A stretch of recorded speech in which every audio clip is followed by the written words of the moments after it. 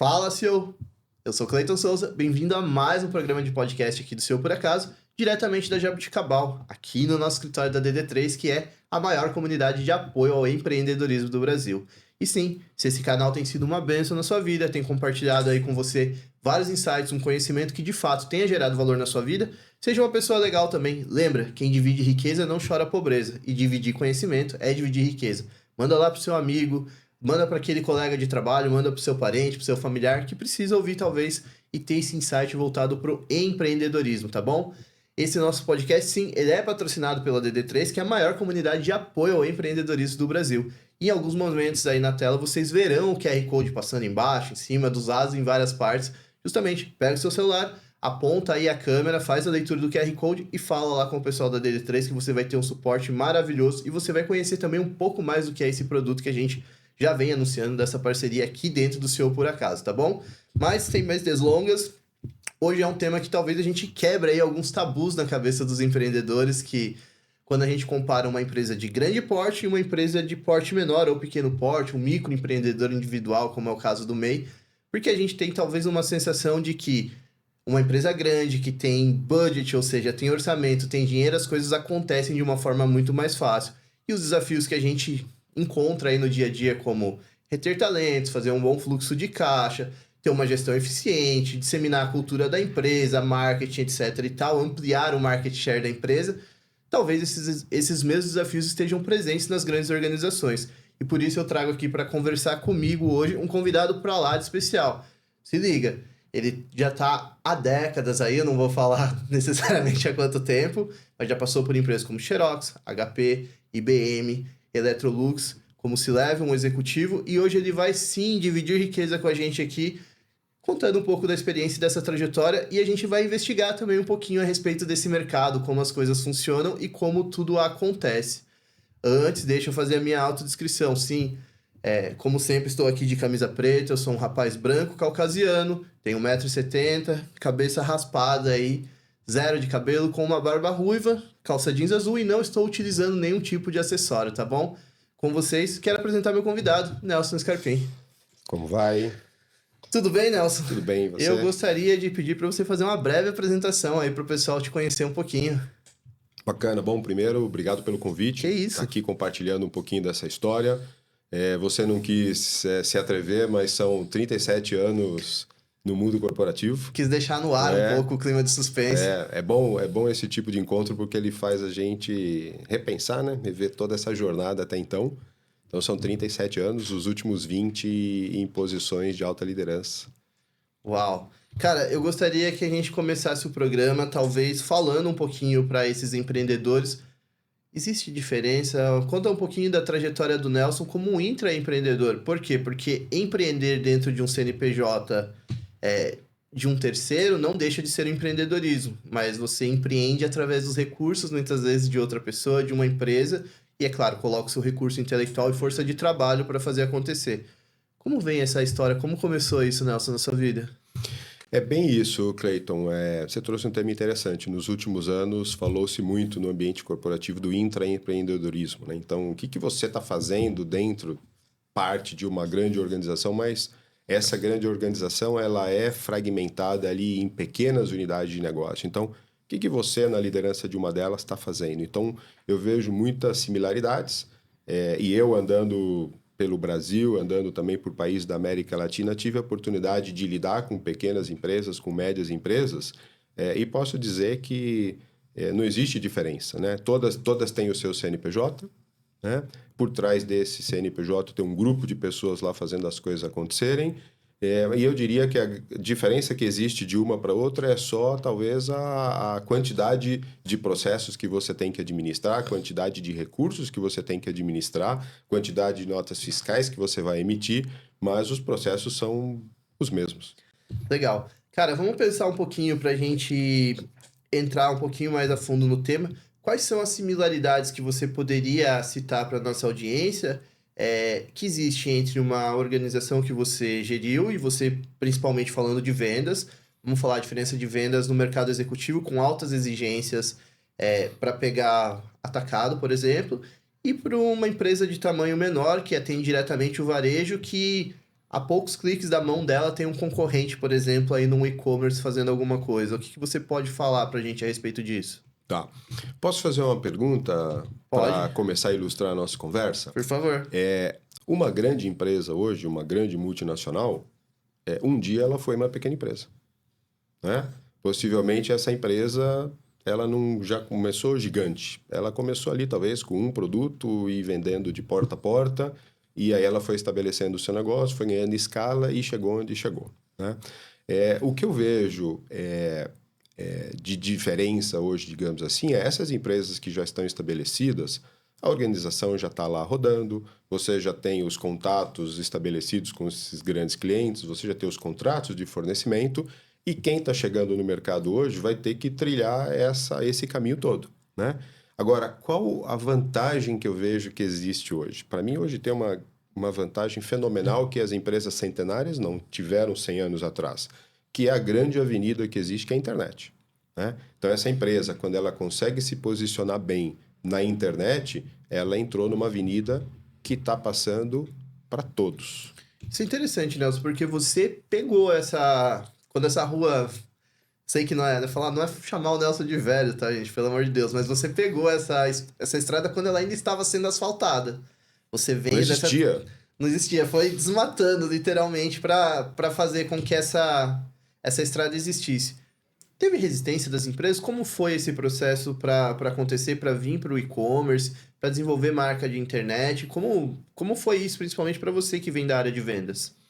Isso, sim, teve muita resistência e tudo que é novo gera resistência. É só ver o que está acontecendo aí com a discussão em cima de inteligência artificial, né? Então, às vezes a gente percebe muito mais resistência, muito mais criação de dificuldade onde nem existe, nem testamos o modelo, né? E isso aconteceu também com a internet. Então, imagina uma companhia que dependia de vender os seus produtos exclusivamente através dos canais físicos de lojas e, de repente, abre-se a oportunidade dela ter uma loja online. Como é que administra esse possível conflito entre o teu cliente tradicional e, de repente, você, como fabricante, agora tendo uma loja online? Ah, você vai competir comigo? E aí, como é que você coloca essa equação na mesa?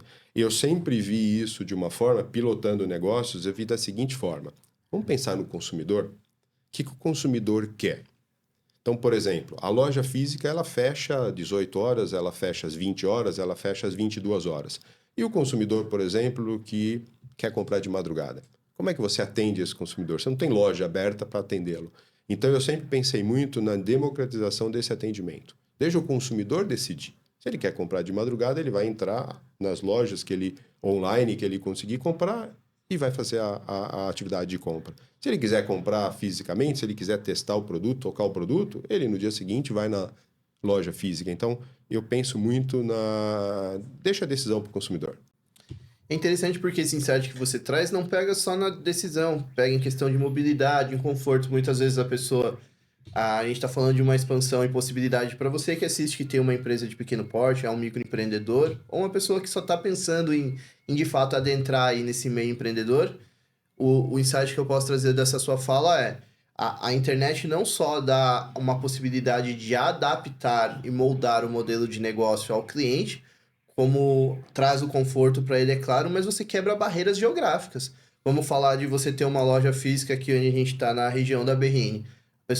Vamos dar um exemplo, a pessoa mora lá no extremo da Zona Norte, só tem uma unidade aqui. Então, muito possivelmente, a gente já limita que essa pessoa venha ser nosso consumidor através da internet, e isso aconteceu de ampliar essas fronteiras para as pessoas. Falando de questão de internet, eu ligo muito com o produto porque eu imagino que a experiência de compra, é claro, das pessoas foi mudando ao longo do tempo. Você, na posição de venda, já viu algum produto e falou assim, tem que lançar, mas eu acho que mas me dá um frio na barriga disso não virar, acontecer alguma coisa? Por que eu pergunto isso? Porque muitas vezes a pessoa que é um empreendedor pequeno e começa a se lançar nesse negócio, tem o frio da barriga de ser o único dinheirinho, de ser o único recurso que ela tem para apontar. Isso no meio corporativo de C-level, uma pessoa que chega num cargo de alta posição como você, dá esse medo na barriga ainda? Deixa eu trazer alguns números aqui para ilustrar, né? Quando você está fazendo a retrospectiva, e aí, o que eu fiz ao longo da minha carreira, né? Só nos últimos 2 anos, pega o ano de 2023, 2024, eu participei do lançamento ali de 50 novos produtos. Uau! Um pouco antes disso, entre 2015 e 2022, eu participei e patrocinei o lançamento de 150 produtos. Então, com certeza, tem erro aí no caminho. Você não acerta todos. Então, tem produto que você traz, ele de repente tem uma tecnologia que o mercado não encaixa naquele momento e que não vai, né? O que eu sempre digo é, teste bem o mercado, né? Para isso que existem os famosos, hoje a gente fala, o MVP, né? Então, faz o teste mínimo ali de viabilidade daquele produto, né? Faz consultas com consumidores, né? Agora, e se der errado, resolve rápido. Não fica sofrendo muito com o produto. Acho que essa é uma característica que eu deixo, inclusive, aqui para quem está nos ouvindo. Eu lancei aquele produto, mas às vezes aquele produto pode te levar para o buraco, né? E talvez você tenha que tomar a decisão difícil de não é hora, então eu vou colocar ele na gaveta de novo, vou deixar para lá. Eu já tive ao longo da minha carreira produtos muito inovadores que a gente lançou e teve que 3, 4 meses depois falar assim, põe de novo na gaveta. Espera porque esse produto o mercado ainda não vai conseguir O mercado não está assimilar. pronto ainda, né? O mercado ainda a demanda não está aparecendo ainda no dia a dia, então deixa ele um pouco de canto. E alguns anos depois esse produto voltou e foi bem sucedido. E outros foram para a gaveta e ficaram para o resto da vida ali na gaveta, porque não ia conseguir atender uma demanda do consumidor. Então isso faz parte da pequena empresa, da grande empresa. Bom, então vocês já viram que sim, dá o friozinho na barriga também, porque imagino, vou sempre utilizar esse juízo de valor aqui para você, tá? Salvo as devidas proporções de cada organização. O intuito aqui dessa conversa hoje nesse podcast é justamente mostrar que talvez tenham pontos de similaridades e extrair os melhores insights aí de quem, como o próprio Nelson falou, já são mais de 3 décadas aí no mercado que a gente pode de fato pegar essas informações importantes que ele traz. Eu queria te perguntar um pouquinho sobre decisões sob pressão ou coisas mais delicadas. Há pouco tempo atrás, e a gente está falando aí há menos de uma década, é claro, pouquinhos anos voltando, a gente teve a pandemia. Como foi gerir esse processo? Porque, assim, muitas empresas eu sei que fecharam, eu sei porque a gente tem a contabilidade, então eu sei do tamanho do prejuízo que foi para algumas empresas que não se prepararam para isso, não tinham um modelo de gestão de crise e mecanismos que pudessem vir desarmando esses disjuntores a ponto de não deixar a empresa fechar. Mas isso eu estou falando de uma empresa de 5, 10 funcionários. Eu estou pensando numa empresa como você teve nesses últimos anos à frente da Electrolux fazendo as coisas. Como foi isso, Nelson? Como foi essa loucura? Como foi parar para pensar? Porque eu sei que o e-commerce bombou, que as pessoas de casa, muitas compravam por impulso, faziam outras coisas. Mas como que era a fábrica, tudo isso? Como que cara, gerir o ecossistema de uma coisa desse tamanho numa situação que ninguém esperava que acontecesse no mundo? A sua pergunta ela é super pertinente porque ela traz à tona aqueles temas que normalmente quem está em ambiente, seja de grande empresa ou de pequena empresa, olha tudo como burocracia. Então, assim, procedimento de gestão de crise. Muita gente torce o nariz ali na hora de, tem que fazer esse negócio, tem que manter. Mas está ali, precisou. E as empresas que não tinham um procedimento de gestão de crise não sabiam o que fazer, né? Então, pensem que naquela época ali a gente devia ter os nossos 8 mil colaboradores. E aí teve que movimentar 8 mil colaboradores ali para casa, teve que ter internet que suportasse os sistemas rodando, teve que ter toda a dinâmica do mundo inteiro. Não desses 8 mil colaboradores, do mundo inteiro, né? Aí entra a questão assim, fábrica. Você não tem como fabricar produto remotamente, né? Do home office. Ainda não tinha as dark factories. E aí então teve que montar todos os procedimentos, né? Das atividades ali que precisavam ser executadas e foram feitas e tudo mais. Então, o que eu vejo que momentos como esses eles trazem é de você testar, né? Aqueles teus procedimentos todos. Né? Então, acho que isso é super importante. Né? A diferença de uma grande empresa para uma pequena, todo mundo sofreu a mesma coisa. Né? Então, eu acho que a pandemia ela colocou todo mundo no mesmo patamar e todo mundo teve que se adaptar. Então, o que eu vejo como a grande lição por trás disso é a nossa capacidade de adaptação. A gente teve que, em curtíssimo prazo... Eu estava no Chile e o pessoal do Chile, porque eu tive que morei um tempo no Chile lá, responsável por uma empresa lá, e o pessoal falando assim, Nelson, tem que ir embora daqui porque a pandemia tá... E eu também achava que era uma gripe, uma questão qualquer, e aí um belo dia eu voltei de lá, 3 dias depois o aeroporto lá estava fechado e... Que bom que eu voltei. Cara, vou aproveitar, vou pegar um pouquinho mais desse tema ainda para saber uma visão interna de você aqui de novo, tanto tempo no mercado. Tratando-se de mercado de tecnologia, e você está inserido no mercado de tecnologia há um bom tempo. Cara, como que as empresas nunca previram, nunca pensaram no mecanismo de gestão de crise a ponto de automaticamente migrar as pessoas para eu não sei se sistema híbrido, um home office permanente, ou ter mecanismos que possibilitassem isso. Já se cogitava isso em algum momento da sua carreira? Alguém pensou, você sugeriu alguma coisa, ou isso nunca passou pela cabeça das pessoas que teria isso? Eu penso que há, assim, estágios de maturidade dentro das empresas. Então, eu trabalho em home office ou com possibilidade de home office desde os anos 2000 ali. Quando eu estava na IBM, a gente já tinha tecnologia para isso, já tinha os computadores, notebooks, já tinha internet e por aí vai. Há outras empresas que têm um pouco mais de aversão a isso, né? Durante a pandemia, todo mundo teve que ir para o home office, todo mundo, porque era obrigado. Agora, há atividades que, se você parar para pensar, não cabe home office. Então, a atividade fabril é uma delas, né? Vou pegar uma que eu lidero há bastante tempo, atividade de vendas, né? Tem algumas funções de vendas que ela faz sentido, você pode estar em home office? Pode. Se você faz um trabalho de vendas por telefone, por exemplo, você tem possibilidade, tem as ferramentas e os mecanismos, você pode fazer home office. Mas quem, por exemplo, cobre regiões, vamos pensar no Brasil, o tamanho que o Brasil é. Quem faz um atendimento regional, como é que você cobre loja física? Ou como é que você sabe se o teu produto está bem exposto ou não numa loja física, sem você estar no campo fazendo esse trabalho de acompanhamento? Não dá muito para terceirizar isso. Não tem muito como, me manda uma foto. Ok, eu vou lá, arrumo todo o ambiente, faço uma foto, mas será que na prática é aquilo? E eu percebo que o que a pandemia trouxe? Levou todo mundo para dentro de casa, para o home office. E existe hoje uma certa resistência a retornar para algumas funções. Trago essa aqui. Como é que eu vou saber se uma rede de lojas lá do Mato Grosso, do Nordeste, do Norte, está sendo bem atendida? Como é que o meu produto está bem exposto lá? Como é que eu faço isso sem ir para o campo? Né? Então, é uma discussão ainda, né, diariamente nas empresas. Aproveitando, Nelson, você falando disso, cara, você já teve que tomar alguma decisão difícil ao longo, como por exemplo, fazer um corte expressivo dentro de unidade, dentro de empresas, mandar o pessoal para layoff? Cara, se já teve, o que que passa na cabeça? Porque, de novo, tem os colaboradores aqui do escritório, não chega nem perto do que foi o número das pessoas que você geriu, mas eu já sei o peso que é no ombro. Imagina ter várias pessoas e o que que você utiliza de estratégia para tomada de uma decisão importante. É, Você desenha no quadro igual eu faço, você pede conselho.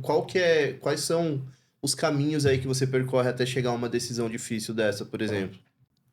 Eu te diria que durante uma carreira executiva de liderança, essa acho que é a pior etapa que tem. Quando você precisa fazer um layoff, não por performance, porque quando ele é por performance, ou quando você tem um motivador, acaba sendo... Você tem ali... Justifica, né? Você justifica ele e normalmente ele é pontual, né? Mas sim, eu já tive que fazer alguns downsizing pesados, grandes. É uma decisão impopular gigantesca. Por mais que você converse com uma pessoa, converse com outra, que você peça opinião, óbvio, você vai tentar tudo para não chegar naquele momento. Mas se chegar, infelizmente, ela é uma decisão meio que isolada, né? Então, quem está na cadeira ali de CEO, quem está na cadeira de diretor de unidade de negócio, quem está na cadeira de gerente geral, quem está na cadeira de empreendedor, vai chegar um momento que, de repente, ela é a conversa de você com você mesmo, né? Ela é difícil, né? E se eu puder compartilhar aqui qual que é o pensamento que eu coloquei ali para você também, não pode sofrer demais, porque depois que você faz esse movimento, o negócio precisa continuar andando, né? É você olhar para, olha, ok, estamos tomando essa decisão difícil aqui, esse aqui é um sacrifício que está sendo feito em prol dessa maior comunidade que vai ficar, né? E depois fazer todo o trabalho de pós-ação, né? Porque possivelmente quando você faz um layoff, quem ficar vai ter que trabalhar de repente um pouco mais, ou vai ter que trabalhar de forma diferente, ou vai ter que assumir funções que até então não fazia. Então tem todo um trabalho ali de engajamento, um trabalho motivacional, um trabalho até de mostrar que tem um propósito por trás disso, né? Mas eu penso que o principal precisa manter a empresa rodando, né? E aí eu me remeto um pouco, quando teve aquela crise lá dos subprimes, lá nos Estados Unidos, lembra que teve um problema muito sério ali com General Motors e tudo mais. E eu me lembro daquela época que separaram a General Motors uma parte boa, uma parte ruim, não foi? E o governo americano assumiu um pedaço lá. E qual que é o propósito daquilo? Manter a empresa rodando. Porque se não faz um movimento difícil daquele, pode ser que não ia sobrar nem a parte boa, né? Então são essas as decisões. As pessoas às vezes costumam. Eu tô falando, essa é uma percepção que vem de baixo pra cima, tá? Quando as pessoas não têm a caneta na mão, que no final é o que você falou e eu concordo, porque assim, aquela situação. Muitas pessoas falam, ó, talvez isso, mas daí chega e resume o final uma frase assim. Mas quem vai decidir é você, tá? Isso. Tipo assim, eu estou te falando, mas no final quem vai decidir é você. Todo mundo opina. Mas assim, depois que você dá a decisão, mesmo a pessoa que te orientou às vezes pode causar. "Pô, não acredito, filha da puta, fez isso mesmo, tá ligado? Mas eu brinco pras pessoas assim, como o próprio nome do canal é o CEO por acaso, e eu falo pra vocês, conto a história, me tornei o CEO por acaso e tive que engolir garganta abaixo muitas dessas coisas e aprender, porque no final eu falo que sou só eu e meus fantasmas no final, na hora de fazer a decisão mesmo, que é o que você falou. É isso aí. Eu acho que o que você resumiu foi uma frase muito legal, que é, no final é uma conversa com você mesmo. E conseguir lidar com essa conversa da melhor maneira possível.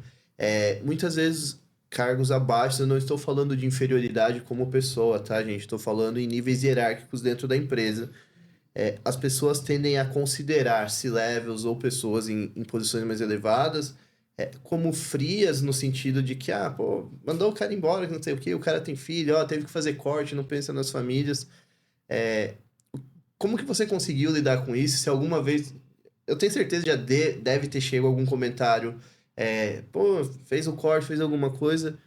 Para pessoa que precisa tomar uma decisão dessa e, assim, de novo, salva as proporções do seu negócio. Que dica que você pode dar para essa pessoa que ela consiga conviver bem com a decisão que ela teve que tomar? Porque é o que você falou. Talvez tenha um peso que o CEO, o C-level, pessoa, fala, puxa, talvez eu como pessoa eu não tomaria essa decisão, mas eu entendo que pela minha posição e pela necessidade de um coletivo maior eu preciso seguir com isso. O que você pode acrescentar aí pra gente? É, é, é, é muito pessoal isso, né? Porque cada um vai reagir, cada um vai ter uma forma, né? Eu sempre carreguei, ao longo dos meus anos, eu fui ouvindo muitos executivos tal, e fui ouvindo frases e vou guardando. Então tem uma que eu comentei muito também para todos, é assim. Quando você está numa posição de gerente geral, de CEO, de dono da tua empresa, e quando as pessoas vinham perguntar para mim assim, o que é estar nessa cadeira, eu sempre perguntei assim, ó, você aceita almoçar sozinho? Como é que é você se você tiver que almoçar sozinho? Ah, eu não consigo. Então tem que rever isso daí. Porque eu cansei de almoçar sozinho, né? E às vezes eu chegava no restaurante para almoçar e até integrantes da equipe estavam lá, mas se eles não me chamaram para almoçar, não querem almoçar comigo. E talvez eu seja o assunto daquela conversa, e tudo bem, né? E aí, com o passar do tempo, as pessoas vão entendendo que, de novo, eu insisto, aquela decisão, ninguém toma uma decisão difícil para piorar as coisas. né? As decisões, muitas vezes as difíceis, elas são tomadas com aquele pensamento proposto de que vai melhorar o próximo passo. Então, é como é que coloca isso em discussão, como é que mostra isso para as pessoas. E aí vai de cada um. Tem gente que vai ter mais facilidade de conversar, de mostrar, de abrir ali uma folha em branco e dizer, olha, estamos para cá. Tem gente que vai ter menos essa facilidade, pode pedir ajuda para alguém, né? Então, eu não consigo encontrar uma receita para isso, né? Por isso que eu resumo que é uma conversa de você com você mesmo, né? Então, e aí, o que eu faço? Porque muitas vezes você chega na tentativa e você não encontra, fala, não deu, tentamos tudo. Já tentamos tudo e não dá. CEO se leva, perde noite de sono também, igual ao dono de pequeno negócio, Nelson? Perde o tempo todo. Né? E imagino que tem um monte de CEO agora perdendo noite de sono, com essa discussão toda aí, tarifária, que tem. Né? Então imagino que tem um monte. Estava lendo uma reportagem esses dias, uma empresa, acho que alguns meses atrás, tomou a decisão de abrir uma loja lá nos Estados Unidos. O produto dela só está ficando, talvez, 50% mais caro aí a parte dos impostos. Então, tem que ver como é que vai ser isso aí. Interessante. Cara, falando de decisões de peso, muitas pessoas gostam de ostentar a coroa de louro ali e das decisões que deram certo. Teve decisão que você tomou e deu errado e você falou, cara, com isso eu acho que eu aprendi uma lição significativa para nessa conversa minha comigo mesmo, para eu ser um gestor melhor ao longo disso. Sim. Quem falar que não tem, não está querendo colocar tudo na mesa, Eu sei que você né? fez cagada. Porque a vida é decisão todo dia, né? E eu sempre penso assim, todo mundo tem a boa intenção de acertar, né? Mas às vezes você pode não estar vendo todos os elementos que te rodeiam, né? Vou contar um exemplo aqui. Eu já tive que assinar uma decisão de tirar um produto de linha, né? E depois a gente foi avaliar que o correto não era ter tirado aquele produto de linha, era ter avisado para um determinado cliente ali que a gente não ia ter mais o produto para fornecer para ele. Então, talvez naquele momento pesou muito mais o, poxa vida, mas se eu falar isso para aquele cliente, ele vai ficar bravo, ele não vai me comprar mais nada, tal. E aí tomar uma decisão e sacrificar de forma incorreta um produto, né? Então, depois daquele processo de aprendizado, todas as vezes que entra em discussão ou entrou em pauta isso, tinha um indicador a mais para a gente olhar. Falar, mas peraí, é o produto, é o canal, é o go-to-market, como é que é? Não, eu sei que tem pessoas que estão assistindo a gente aqui, você é CEO, e muitas pessoas também que não são CEOs por acaso ou que ainda estão nessa jornada intraempreendedora. Como que é o processo de galgar uma carreira de nível executivo? Porque, diferentemente de quando você abre sua empresa, o seu negócio, muitas vezes a eu presa, sendo bem sincero, no sentido do MEI, com a nossa querida dona Sebastiana, que você batizou, que é o nosso case de vender bolo de pote aqui no canal. Como que funciona isso, cara? Qual é a jornada para quem tá assistindo e fala, poxa, gostei dessa conversa aqui que eu tô vendo do Clayton com o Nelson, e eu queria saber mais a respeito disso, como que eu escalo dentro dessa carreira? Tem espaço ainda ou não tem espaço? Como que funciona isso? Olha, eu vejo que são vários os caminhos, né? Eu vou te dizer o que eu trilhei. Eu estudei eletrônica, né? E eu estudei eletrônica porque eu queria estudar aquele negócio. E aí é uma área técnica, né? E aí eu cheguei numa empresa e eu fui trabalhar com eletrônica e eu estava ali na bancadinha consertando o produto e eu falei, bom, bacana. E eu conheci o pessoal da área comercial e aí eu tive que visitar cliente com o pessoal da área comercial e aí eu vi o pessoal ali de terno, gravata, bacana, tal. Eu falei, pô, o que você faz? Né? E eu perguntei para ele o que ele fazia, aquilo, e a gente trabalhava em par, porque eu tinha o conhecimento técnico, ele tinha o conhecimento comercial, e eu falei, não, quero esse negócio aqui. Então fui para a área comercial, fui promotor de vendas, fui vendedor, e eu fui galgando todas as cadeiras, digamos assim, até chegar na liderança de um negócio, né?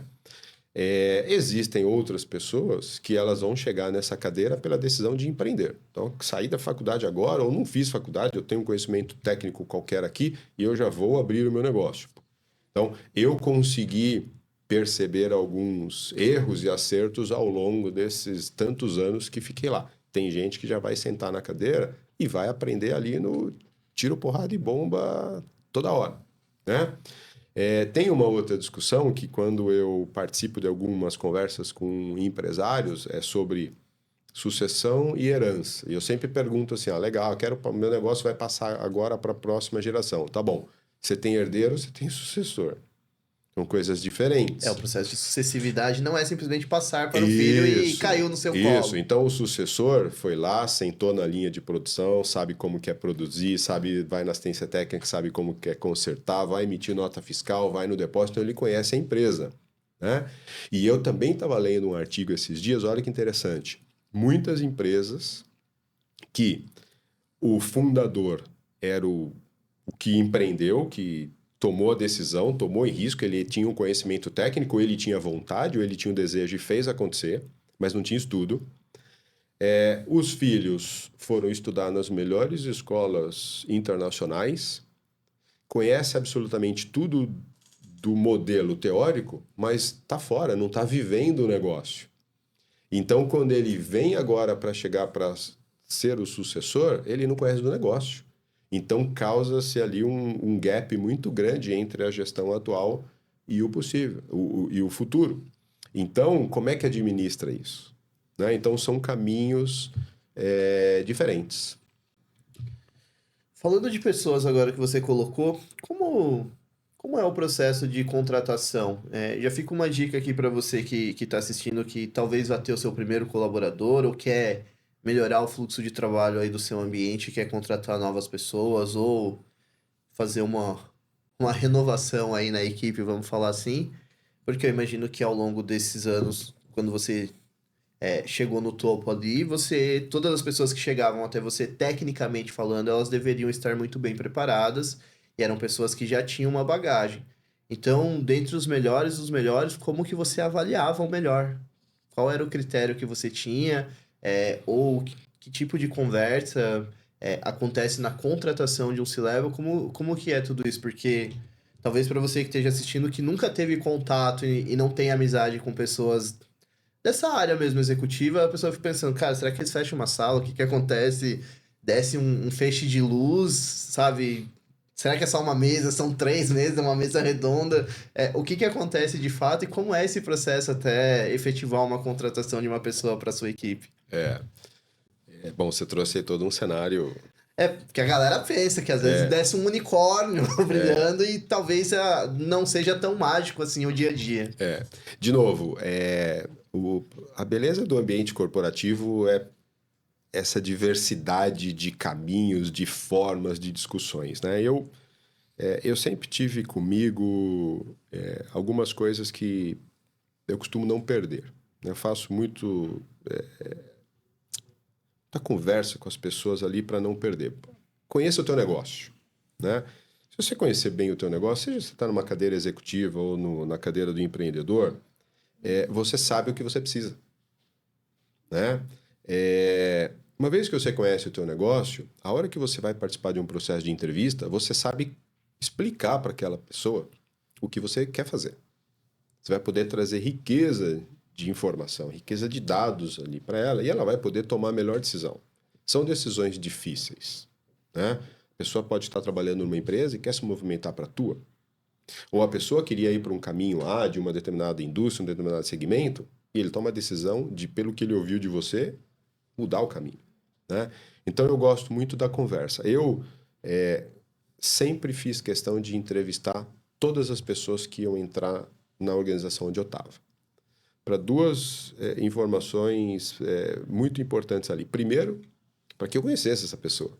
Me conta a tua história, o que você já ouviu, por que você quer vir trabalhar aqui, o que você ouviu que te fez tomar decisão. Ou que dúvida você pode ter ainda. E segundo, para que ela também soubesse quem eu sou. Que de repente ela ia cruzar comigo no corredor, eu não ia saber quem ele era, quem ela era, não ia saber o que eu fazia lá e tudo mais. Então eu sempre deixei isso muito transparente. Eu faço questão disso. Leva mais tempo, mas eu acho que deixa o processo mais legítimo, né?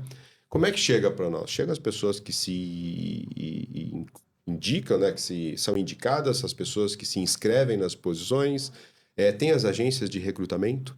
Então, quando é um cargo mais técnico ou que detém um determinado nível ali de conhecimento, você pode usar as agências de recrutamento, que elas vão lá, elas vão fazer o hunting, elas vão fazer essa busca já direcionada. Tem a indicação, Que talvez seja o que dá mais peso. né? Que depende da posição, né? Tem o empreendedor participando de um fórum, de um seminário, e vai conhecer gente que de repente está lá para conhecer daquela indústria, né? Então, acho que tem várias formas. Não tem nenhuma luz divina que se abre, não vai chegar. Não é uma sala Poxa, nossa, que triste, trancada, cara. né? É uma sala igual essa que a gente está aqui, uma mesa, hoje muito online, né? E mesmo tendo a facilidade das ferramentas online, eu sempre fiz questão de, ok, no online está indo bem, vamos marcar um café, vamos no olho ali, vamos conversar, me conta aí o que você está esperando. Sempre me interessa o que você está esperando, o que você quer, onde você quer chegar, até para saber se naquela posição a gente vai ter isso, né? Muitas vezes a gente participa ali de uma conversa e alguém do lado fala assim, nossa, você está dando todos os motivos para a pessoa desistir da posição. Às vezes porque ela tem que saber se ela realmente quer aquilo, né? Porque como é que você vai contar com essa pessoa depois? Então, não tem muita... Eu acho que eu penso assim, é um trabalho de paciência, né? É um trabalho de uma conversa muito aberta, dê as informações para a pessoa, busque informações com a pessoa, porque no final do dia, se você parar para pensar, ela vai ficar ali 8, 9, 10 horas do dia do teu lado, né? E você vai precisar trabalhar junto com ela ali. E vocês vão precisar construir esse negócio. Que seja pelo menos harmonioso e agradável. Imagina, como é que você vai ficar 8, 9, 10 horas se não tiver harmonia? Interessante. Eu queria aproveitar, já que a gente está falando de pessoas nesse sentido, essa é uma dúvida pessoal minha, tá? Porque, de novo, é o que eu já brinco com você, acho que se eu tenho 6 meses de carteira assinada ao longo da minha jornada foi muito, mas tive a oportunidade de trabalhar em empresas grandes e, como eu já te contei a história, sei lá, 8 anos atrás, a última entrevista de emprego que eu fiz na minha vida, uma das minhas exigências para ser gerente de vendas de uma emissora foi isso. Falei, eu quero conhecer quem vai ser o meu líder, o meu gestor, e não teve essa possibilidade. Eu ainda questionei o seguinte: eu quero saber qual é a jornada, a trilha que eu vou percorrer para que eu possa galgar esses cargos mais altos dentro da organização. Muitas pessoas falam de hoje em dia, eu vejo na internet, tá? As pessoas falando, ou algumas pessoas em roda também falando, fulano era CEO de tal empresa, trocou e foi para outra, era CTO de uma empresa, CIO e trocou. Raramente eu vejo uma empresa falando que promoveu um colaborador interno. Eu queria o seu ponto de vista ao longo dessa sua jornada de carreira. A dificuldade de promoção dessa pessoa é porque é difícil reter os talentos e as pessoas buscam mesmo para pescar em aquário e tirar. Porque eu particularmente vejo assim, a pessoa sai de um gerente de uma empresa e uma empresa numa proporção um pouquinho menor, muitas vezes vem e contrata ela como C-level, como um head, alguma coisa, e a partir dali ela começa a construir a carreira executiva dela. Dificilmente a pessoa entra num cargo numa empresa, ela vem permanecendo anos e consegue de fato subir esses degraus. É mais fácil tirar alguém pronto de outro lugar. Muitas vezes não é tão simples assim identificar esse perfil executivo dentro de alguém da equipe. Ou as pessoas não querem mesmo, muitas vezes são poucas pessoas que querem passar por todo esse processo e ter esse peso da canetada e da responsabilidade na mão. Difícil a pergunta, hein? É complexa. E, de novo, para mim, ela depende do momento da pessoa. O que ela está esperando. Eu, ao longo dos últimos anos aí, eu já vi pessoas que não esperaram.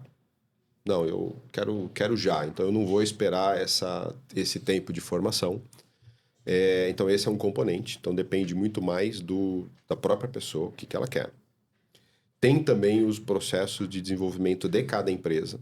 Então, tem algumas empresas que ela tem uma trilha ali de desenvolvimento e você não vai conseguir pular 2, 3 níveis ali, porque aquele é o plano da companhia, aquele é o formato que ela tem, né? E aí cabe, de novo, mais uma vez, a você decidir, eu espero isso aqui ou não. E tem as empresas interessadas em contratar que ela quer aquele conhecimento técnico. Então, é comum também isso quando você está definindo qual o recurso que você quer, até as agências, elas vão te perguntar, você identifica esse profissional em algum lugar no mercado? E eu posso chegar e falar, sim, conheço, o Cleiton lá na Jabuticabal é o cara que faz o que eu preciso fazer, com certeza, eles vão vir te abordar, né? Então, é um combinado ali é uma matriz meio que tridimensional esse negócio, né? E vai depender. Eu sempre pensei comigo que se você está trabalhando em empresa de uma boa reputação, você tem um ambiente bom de trabalho, você tem ali as flexibilidades que são necessárias no dia, você tem condições de desenvolvimento e tudo mais, a empresa tem um propósito forte ali, que os valores ali batem com o seu, normalmente você tende a, quero ir me desenvolver aqui, tá? Agora, cadeira de CEO, sim, só tem uma na empresa. Então, se você tiver 10 pessoas querendo ser CEO, elas vão ter que harmoniosamente ficarem ali, porque só tem uma cadeira, não vão ter 10 cadeiras de CEO, né? Diretor de unidade de negócio, vai ter uma cadeira desse diretor. Então, eu não quero esperar, vai acabar buscando fora. Assim como eu tive conhecido também gente que trabalhava próximo e falou, eu não tenho essa posição aqui agora, foi para o mercado. E 6 meses depois ligou e falou assim, dá para voltar? Né? Eu sempre, se eu puder complementar, Cleiton, é assim, uma dica aqui que eu, né? A gente gosta do momento dica. Olha bem a grama do vizinho. Às vezes a grama do vizinho, ela não é tão verdinha quanto a gente acha que é. E pode ser pior ainda. Você pode chegar lá e ver que a grama é até de plástico, não é de verdade. Né? Então, acho que tem que tomar um pouquinho de cuidado. Fazer uma boa avaliação. E hoje, o que a gente mais tem é mecanismo para isso. Hoje, com esse mundo digital que tem, está tudo escancarado. Então, você consegue qualquer tipo de informação. Eu quero pegar um pouquinho de coisas de venda com você, que é importantíssimo para a galera. Importantíssimo por quê, Cleiton? Porque eu julgo isso, tá, gente? E vou falar, as pessoas muito me abordam às vezes para conversar, fazem esses eventos, eu sou convidado para esses painéis ou para palestrar, fazer as coisas. E sempre tem alguém que levanta a mão naqueles minutinhos e pergunta, fala, o que você acha mais importante para uma empresa? Falo, venda. Pô, Cleiton, mas e a gestão? Tudo é importante, o marketing, mas o que acontece? No meu ponto de vista, tá? E daí eu quero ouvir de você. Eu falo, porque você vem da venda também. Falo, se você não vender e não entrar dinheiro para dentro da sua empresa, por mais maravilhoso que sejam os valores e a missão da sua empresa, por mais magnífico que seja o seu planejamento de marketing, por mais sensacional que seja a publicidade que você faça, a menos que você tenha um patrimônio gigantesco para você fazer um cash burn e manter a empresa não se segura. Então, por isso, eu sempre vou bater na tecla. Aprende a vender um pouquinho, aprende a pilotar primeiro esse mecanismo, e talvez essa seja uma dor dos pequenos empreendedores de começo, por quê? Vou te dar um exemplo clássico que eu tenho muitos amigos, médico. O médico ele estudou anos para cuidar das pessoas, para ele ter os mecanismos de avaliação e para poder tratar as pessoas. Só que quando ele abre a clínica dele mesmo, ele precisa saber vender esse serviço também. E as pessoas têm essa dificuldade. O que muda desses mecanismos? O que você enxerga a respeito disso? O bom é que você fez uma pergunta e você já deu a resposta, né? Essa é a parte boa. Eu sou suspeito dos 37 anos e meio, são 37 em vendas, né? Mas você não tinha uma posição ali de gerente geral? Mas eu era um vendedor. Né? Você não era o diretor da unidade de negócio? Sim, mas eu era vendedor. Estava visitando o cliente, estava fomentando o negócio. Então, não tenho dúvida disso. Uma empresa sem vendas, ela não vai continuar lá. Né? Porque alguém precisa fomentar esse negócio, alguém precisa mostrar. Né? Eu conheço muitos fundadores que ele tem um bloqueio, tem vergonha. Né? Ok, então não precisa sofrer com isso. Arruma algum parceiro teu bom para fazer isso para você. Cara, você trouxe um negócio muito... Desculpa só cortar que você falou vergonha, porque a gente tinha... Provavelmente no teu tempo tinha isso. No meu tempo falava assim, estuda, se não dá certo, você vai ser vendedor. Pois é. Pois é. Da onde vem isso, Não, né? não, alguém inventou esse negócio algum dia aí e pegou, cansei de ouvir isso daí. E as pessoas falam assim, pô, você estudou eletrônica e foi ser vendedor? Estudei eletrônica, estudei administração de empresas, Direito? fiz um MBA, depois eu fui fazer direito e continuei vendendo. Porque a empresa precisa, você precisa levar o teu produto. E olha, eu tenho certeza, se você for no cerne ali da questão, é vergonha. Porque às vezes não é a praia, a pessoa não quer, ela é mais introvertida e tudo bem, não tem problema. Arruma alguém. Então, a hora que você estiver fazendo aquele teu quero montar a minha empresa ou cheguei agora no mundo de negócio, tá? Alice com quem vai fazer isso para você. Né? No ambiente corporativo ou no ambiente ali empresarial, alice com as pessoas boas, cada uma ali no seu quadrado para fazer as coisas acontecerem. O que você pode orientar, Nelson, as pessoas que talvez estão assistindo e pensam e tem essa dor da necessidade da venda e tem essa vergonha que você colocou? Como que a pessoa pode superar isso ou desenvolver algum mecanismo que auxilie ela nesse processo? Porque muitas pessoas falam assim, a pessoa nasce vendedora. Tá certo, eu entendo que existe uma predisposição da pessoa ser comunicativa, talvez, ou ter facilidade. Mas é treinável isso, principalmente perguntando para você que já geriu grandes times. Então, assim, isso é treinável? Ou tem pessoa que é só quem tem o perfil mesmo que consegue, ou o esforço e a dedicação ali dá conta de transformar num vendedor satisfatório? É muito boa essa tua pergunta, porque há uma discussão também, quem está dentro da área de vendas, se vendas é arte ou processo. Olha, bonito isso, hein? Né? Tem. Poucos Vai meses, descer unicórnio em algum poucos momento. meses atrás eu estava numa discussão dessa aí. Eu vejo assim, acho que já foi mais arte do que processo. Hoje vendas ela é mais processual, né? Porque você tem hoje você tem um modelo que a gente chama de híbrido, né? Então você tem a venda para o cliente, você pode vender direto para o consumidor, você pode vender para parceiros de negócios que vão revender, o B2B, você tem a venda online, então são formatos diferentes, os marketplace e por aí vai. Então, para mim, ela é muito mais processual. Por ela ser processual, eu penso que ela é muito mais treinável, né? Por outro lado, eu vejo que tem uma característica que, se você não está afim, pode treinar 1 ano, 2 anos, 3 anos, não vai. Porque aí é uma questão de você querer, de você estar afim de fazer aquilo, né? E aí, como é que eu descubro se o sujeito está afim ou não? Dá para perguntar. Põe no fogo. Então, dá para perguntar, mas quando você faz uma pergunta, a resposta é não, claro que eu estou afim. Tá, mas e aí na prática? Né? E aí, se você começa a forçar muito a mão, será que aquele negócio que era para ser um negócio bacana, legal, leve, não começa a virar um peso? Fica difícil para a E pessoa. aí fica difícil para a pessoa. Por isso que deixa eu colocar aqui para você assim, ó, eu me considero um profissional de sucesso. E deixa eu... Por que eu tive sucesso? Pode falar aqui ou não? Pô, isso vai ser maravilhoso. Né? Presta atenção, hein? Eu sempre tive ao meu redor, coladinho comigo ali, as pessoas que eram melhores do que eu. Isso é uma máxima que todo mundo fala, contrate melhor que você, mas muita gente fica com medo disso. O meu segredo de sucesso ao longo dessa vida toda, eu tive gente que sempre foi melhor que eu. E o que eu pude fazer disso? Eu pude aprender. Eu não sabia nada de logística. Um belo dia eu tive um cara ali em logística, o melhor cara de logística que eu já tive trabalhando perto de mim, aprendi tudo em logística com ele. Né? Pessoa de marketing, pessoa de produto, tem pessoas de produto que me acompanham assim há muito tempo, cara, sabe tudo de produto. Eu falo assim, eu não quero desenvolver isso aqui, eu posso dar a minha opinião, eu sei como é que desenvolve, mas eu não quero ficar no dia a dia mergulhada nesse negócio. Eu tenho pessoas que são muito melhores que eu nisso. Então, quando você vai se unindo de gente boa, não tem como o negócio não ficar bom. Cara, eu acho interessante essa sua fala. Vou fazer um recorte de alguns anos atrás, lá na minha formação universitária como músico. Que eu fiz faculdade de música, um dos cursos. E o meu querido professor, Rodrigo Vita, um abraço.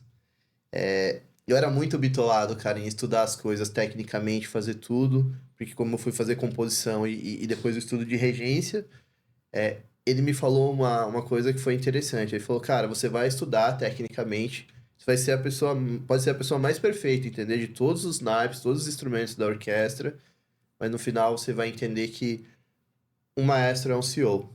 E você vai entender que quando você é um CEO, você necessariamente não é o melhor em todas as coisas. Mas você tem que, obrigatoriamente, saber fazer todas as pessoas funcionarem como um grande ecossistema. Falou, as pessoas vão falar mal de você, todo mundo vai querer ser o maestro, mas nem todo mundo, na hora que você soltar a batuta na mão, vai ter coragem, vai tremer na hora de levantar, de reger uma orquestra. Então, no final, é sobre isso, é sobre como saber gerir essas pessoas e fazer com que a magia aconteça. Eu acho que isso que você resumiu perfeitamente. Trabalhar com essas pessoas melhores do que nós não significa sentir-se inferior. Significa ter a capacidade de extrair o melhor de cada uma das pessoas e servir. Talvez eu acho que seja, no meu ponto de vista, esse o grande desafio. É você ter um sentimento de servidão no sentido de ofertar o melhor para as pessoas nessa condição de trabalhar. Cara, aproveitando, como a gente entrou nisso falando das vendas, eu particularmente já falei para pessoas assim, talvez o seu processo de venda, sua dificuldade em vender, tá? Porque você não conseguiu, eu não gosto muito dessa palavra ressignificar, porque eu acho ela muito ampla, muito mundo do unicórnio, eu falo para as pessoas, talvez você não conseguiu entender o que você faz de fato. Quando você entende o benefício que você entrega, você acha tão legal que você quer ofertar para as pessoas de forma aleatória, no sentido de que todo mundo precisa conhecer isso. Você liderando parte de vendas de uma empresa que ia desde um produto A a Z, um leque gigante de produtos. Como que pensa, cara, na hora de fazer o processo de vendas? É igual para tudo? Separa? Como que funciona um pouquinho disso, Nelson? Tá. Pergunta bem ampla essa tua, vai de A a Z, né? Olha só, vai depender um pouquinho de qual o posicionamento da tua marca. Então, por exemplo, tem marcas que se posicionam ali, a minha marca é premium. Então, você já não vai jogar em produtos ali macios, produtos mais básicos, você vai estar meio que nichado, né? E aí tem que olhar o tamanho do mercado brasileiro, qual que é o segmento premium, que é 5% do negócio total, bacana. Então, você sabe que você vai jogar naquele pedaço e vai colocar os teus esforços ali e vai ter que adaptar o teu repertório para aquilo. Há marcas que elas já são mais elásticas, né? Ela pode jogar no básico, no intermediário e no premium.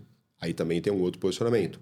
Há empresas que usam marcas diferentes para fazer esse jogo. Então, eu vou ter uma marca para um pedaço mais premium, vou ter uma outra marca para um pedaço mais básico. Então, parte-se daí da tua estratégia de marca, da tua estratégia de produto, e aí entra as complexidades todas de planejamento, de canal de distribuição, né? Então, é super importante, e para qualquer tamanho de empresa, modelo de distribuição me acompanha desde sempre. Eu, quando estava ali no começo da minha carreira, eu comecei a entender esse negócio, fui estudar. Quando eu fiz o meu MBA, o trabalho de conclusão do meu MBA foi em modelo de cobertura de mercado, de go-to-market, que eu uso até hoje, né? Peguei esse material há um tempo atrás, estava mexendo numa gaveta lá, encontrei este material e na época não tinha canal online, porque quando eu fiz o meu MBA não existia canal online ainda, né? Mas é a mesma figura que eu uso hoje, a gente foi lá e adaptou, encaixou o canal online ali, né? Então você vê que é um negócio que vem em construção. Ele foi feito ali em 2000, né? E ele veio todo ano, tem alguma caixinha que você coloca. Então é super importante você entender como é que você vai distribuir o teu produto.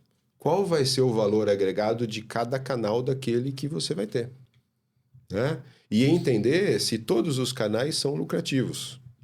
E talvez aqui eu faça uma conexão lá com a nossa primeira fala, né? Que os indicadores são os mesmos. Uma empresa grande precisa ter lucro, uma empresa pequena precisa ter lucro, né? Tem muita gente que acha que faturamento é o resultado, hein?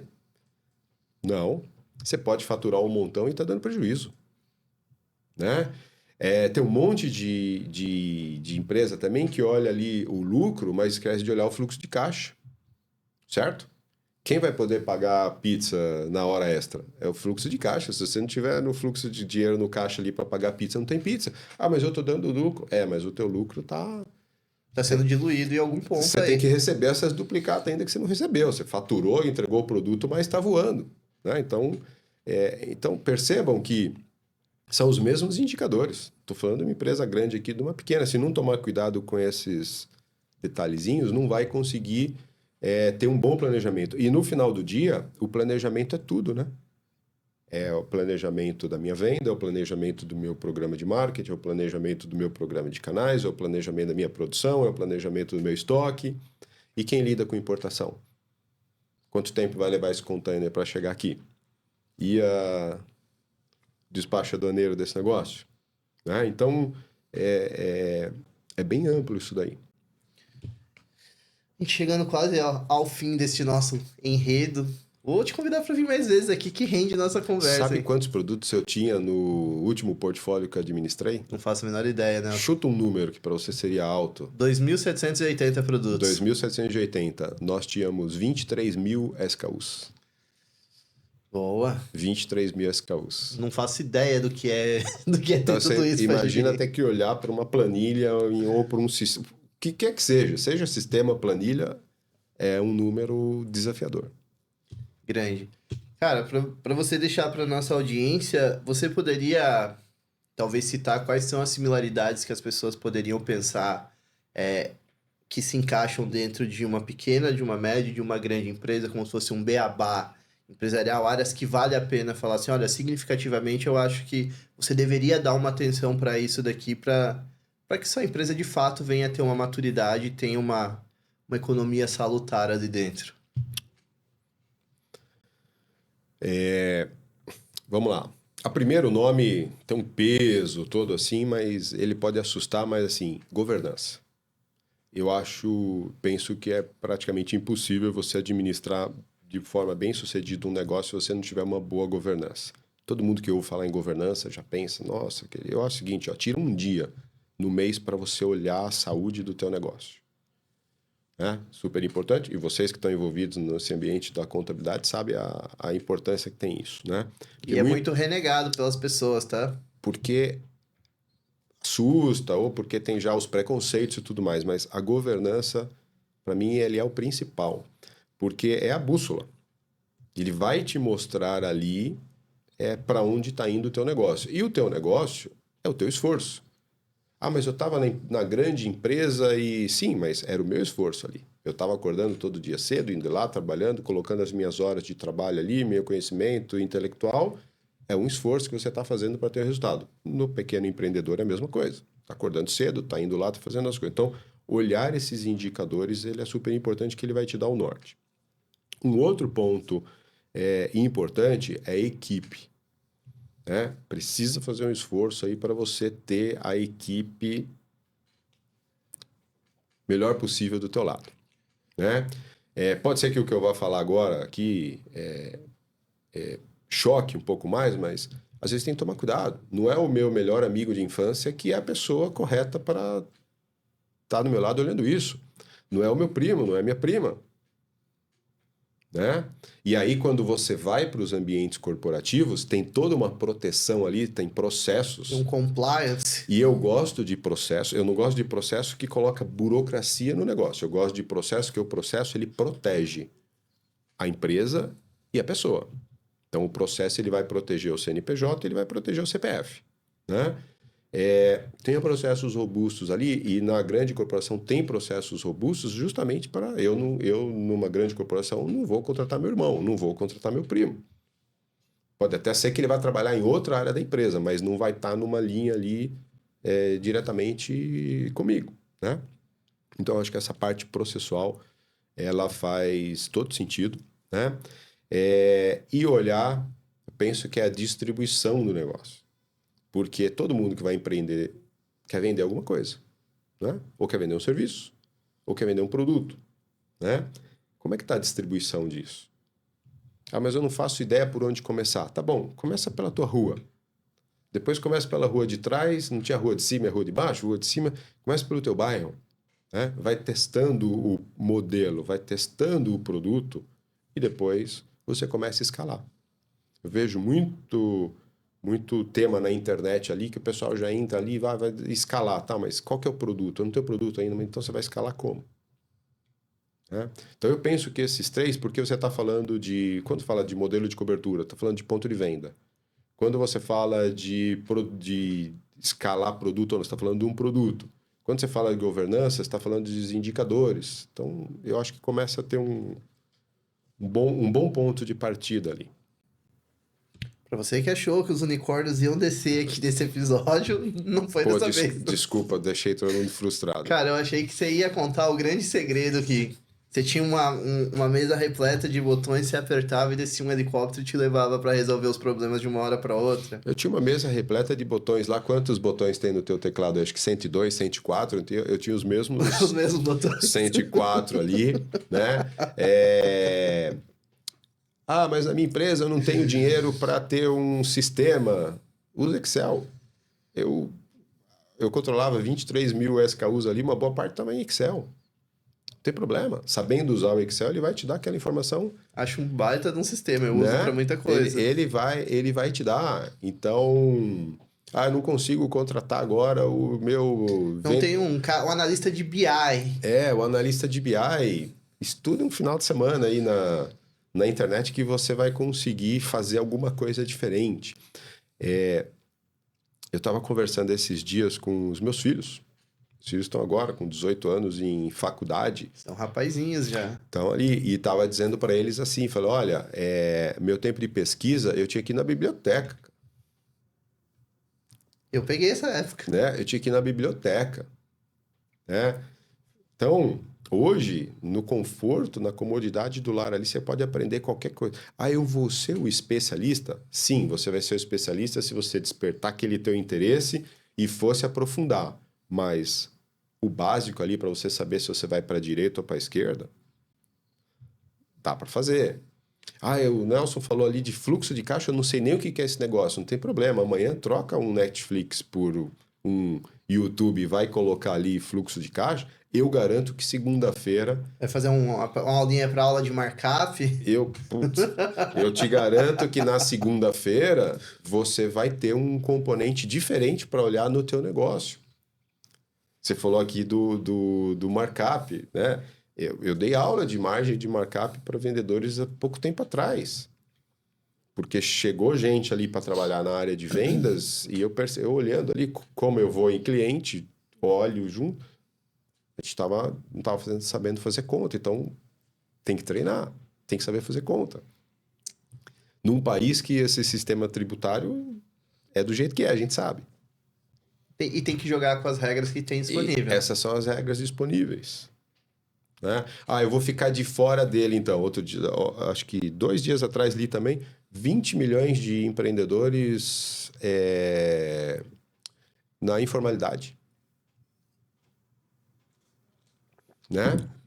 Então, 20 milhões de empreendedores na informalidade. Já vou pegar o gancho, vou fazer uma propaganda. A gente tem o nosso livro aqui, 100% gratuito, o nosso e-book do MEI, o Guia Definitivo. Então, quer começar aí o seu processo empreendedor aí com algumas coisas? Aponta aí, apareceu ao longo do programa. E o detalhe, é grátis, tá, Nelson? Eu e a Cíntia, olha aí. Nós escrevemos pro pessoal e tem lá, de fato, desde a abertura, como que lança uma nota, como emitir o seu DAS MEI, como faz a declaração anual. É MEI? O MEI é o primeiro passo, talvez, da sua jornada empreendedora. Cara, isso aí. Você trouxe insights muito bons, cara. Então, e aí você fala assim, eu vou ficar na informalidade porque este governo, porque eu não vou pagar imposto, sim. Mas não é porque eu não gosto desse governo, eu não concordo com ele, que eu vou seguir. Porque no final do dia, o governo está preocupado com você? Não está. Né? Mas e aí, o que você vai fazer com o teu negócio? Né? E você que é do ramo da contabilidade... O que acontece se o empreendedor é informal? Né? Qual o risco que ele tem? Ele responde ilimitadamente, certo? Vai lançando o pagamento aí no seu CPF ou vai extrapolando para você ver. MEI cai no seu CPF, tá? Então tem as questões que tem que olhar. Nelson, eu agradeço demais, cara, porque você trouxe os insights aqui de novo, falando... que eu sei porque a gente conversa sempre, faz as coisas. Na verdade, acho que é a primeira vez que a gente fez alguma coisa digitalmente. Eu nunca fiz uma call com você, a gente sempre conversa Só presencialmente. presencialmente. Eu acho muito louco isso e gosto dessa coisa do olho no olho que a gente faz. Eu acho interessante, deixa eu fechar aqui pra você um pouquinho. Pra você que assistiu esse episódio e viu que as coisas que eu conversei com o Nelson, ele foi menos talvez inspiracional no sentido do que os outros. Eu quero trazer sim você pra gente contar daí a sua história de fato ao longo disso, mas eu fiz questão de conversar com o Nelson nesse episódio para você, CEO, que tá vendo, você que pretende iniciar a sua vida empreendedora, a sua jornada, para você ver que não existe mágica, existe trabalho. Ah, Cleiton, essa é aquela conversa em que todo mundo fala. Não, você precisa, é claro que existe um golpe de sorte na vida, como em tudo que você vai fazer, mas você precisa estar preparado para essas oportunidades. Seguir uma carreira executiva é um play, empreender é outro play. Eu quero deixar isso bem claro para vocês. Você precisa, para cada atividade que você querer exercer, seja como intraempreendedor ou como empreendedor, as competências são outras e a forma como você vai se moldar são outras. Mas isso, de fato, algum ou de longe vai te extinguir a possibilidade de ter que estudar e ter que ser uma pessoa melhor, um profissional melhor qualificado. Então, de novo, toda vez que você sentar e pensar, nossa, talvez se eu tivesse todos os botões, e o Nelson falou que ele tem exatamente esses botões que eu tenho aqui na minha frente, não era tão diferente, né, Nelson? Então, talvez você deva considerar que é duro esse choque de realidade, a conversa comigo mesmo. Talvez no final o que as pessoas estejam fazendo, ou talvez o que o empreendedor pequeno esteja fazendo que não esteja dando negócio é porque de fato ele não está sabendo ter um direcionamento. Aí o que eu vou indicar para você? Vende nosso Java, busca uma consultoria, busca uma formação, vai buscar um grupo de apoio, converse com outras pessoas, com outros empresários e de fato, sabe, saia da sua bolha, porque é o que o Nelson falou, talvez tem coisas que, cara, eu gostaria muito de verdade de ter a oportunidade de pegar um dia um grupo da galera aqui dos nossos alunos da DD3. Vou fazer isso, vou falar com meus amigos de empresa e vou levar numa grande empresa e falar, vamos acompanhar um dia para vocês verem que talvez não seja tão diferente do que vocês passam, dado as proporções como a gente está falando, mas para vocês verem que no final é o básico muito bem executado e daí sim ele vai ser lapidado para outras coisas. Olha que interessante. Alguns meses atrás, eu fui procurado por uma pessoa, uma estudante de marketing, acessou ali no LinkedIn e falou, olha, a gente está fazendo um trabalho aqui da empresa júnior, daqui da instituição, tal, a gente precisava de uns insights, tal.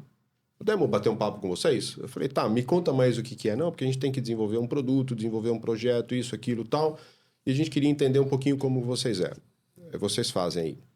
Eu peguei e falei assim, tá bom, vocês podem vir aqui? Quantas pessoas são? Nós somos 3 pessoas, tal. Eu peguei gente da área de marketing, de produto da nossa empresa e falei para elas, vocês podem ficar aqui uma tarde? Pode. Então, pode ver a vida como ela. Elas ficaram lá no escritório fazendo isso daí. Então eu falei assim, olha, ao invés da gente ficar falando aqui para vocês, a gente faz isso, faz aquilo, faz outro, olha aí como é que faz. Sensacional, e tava cara. no lançamento de um produto. Animal isso. Tava no lançamento de um produto, elas foram lá, olharam. Então, esse é o papel, um dos papéis sociais da empresa. Né? Como é que você vai levar a inovação no mercado, como é que você paga impostos para ajudar o sistema todo, né? Você gera emprego. Então... Sim. Tapa na cara de muitas pessoas que acharam que, de novo, os unicórnios desceriam aqui no episódio. Eu queria, antes de fazer a última pergunta, que você deixasse um recado para as pessoas que podem te encontrar nas redes. As redes do Nelson vão ficar aqui, tá na descrição do vídeo. Mas que mensagem que você poderia dar para essas pessoas que tanto pretendem galgar essas carreiras dentro do mundo executivo ou que estão pensando em iniciar um processo empreendedor ou que já fazem parte desse processo? Eu penso assim, a informação está democratizada hoje, está aí. Busquem contatos. Né? Todo mundo que me procura ali quer algum tipo de informação. Se eu não souber a informação ou se eu não for o melhor naquela informação, eu vou conectar com alguém que eu falo, esse cara aqui é expert nisso.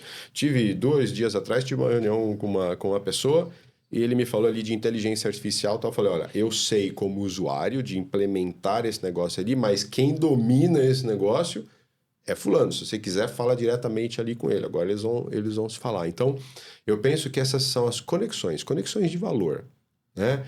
Network é um negócio que ficou meio desgastado, né? Então, network é eu entrar lá no LinkedIn ou dar um like ou fazer uma conexão, aí eu já tenho um network. Talvez não. E aí, se apresenta, vai lá. O que você está interessado em saber aí em gestão? Vai ter um monte de gente que pode te falar isso, que pode te dar insights. Então, eu penso que isso a gente tem uma facilidade muito grande hoje, né? Eu faço isso o tempo todo. Tô vendo executivos que deixaram as empresas falar, eu não volto mais para o mundo corporativo. Eu fui lá e falei, escuta, você me conta aí, o que te levou a curiosidade? Então, o que te levou nessa posição? Mas e aí, o que você está fazendo? E onde que você está aportando valor? Porque você ainda tem conhecimento. Como é que você vai? Não dá para esse conhecimento ficar trancado em casa. Então, como é que você vai fazer? Para aprender formas novas. Muito bem. Cara, eu costumo fechar o programa com a seguinte pergunta. A visão de Nelson Scarpim, ser CEO é? Para mim foi uma realização, né? Para mim foi uma grande realização de algo que eu fui construindo ao longo do tempo, né? E foi uma escola que eu não encontrei em nenhum outro curso que eu tenha feito na minha vida os ensinamentos que ela me trouxe. Cara, tá louco, Nelson. Obrigado demais. Galera, se vocês curtiram o nosso programa aqui do Seu Por Acaso, lembre-se, sim, somos patrocinados pela DD3, a maior comunidade de apoio ao empreendedorismo do Brasil, que sim, também sou CEO lá. Lembra de deixar o seu like, lembra de seguir o nosso canal, ativa a notificação. Quando sair aí para vocês os cortes, todas as nossas redes sociais do CEO, lembra de seguir, lembra de encaminhar para as pessoas. E de novo, se o conteúdo gerou algum insight valioso para você, deixa aqui no comentário pra gente. Vai lá nas redes do Nelson lá, que eu vou deixar aqui também pra vocês. Inferniza ele, fala, olha, eu vi você lá no seu por acaso, você falou tal coisa. Com certeza, como ele já deu exemplo aqui pra vocês, com a maior prontidão, dentro, é claro, do limite do tempo dele, ele vai responder vocês e vai conversar. E no mais, eu só tenho a agradecer você que esteve com a gente aqui durante essa entrevista, durante esse podcast, e dizer pra você não esquecer que é a minha frase que eu sempre cravo no fim do programa, que é: o empreender depende do saber. Eu te vejo na próxima, CEO. Valeu!